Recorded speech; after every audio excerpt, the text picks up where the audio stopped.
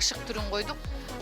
Эми борсок эң биринчи биз көкөр борсоктон баштап койдук. Акыркысы тыбыра борсокко чейин койдук негизинен.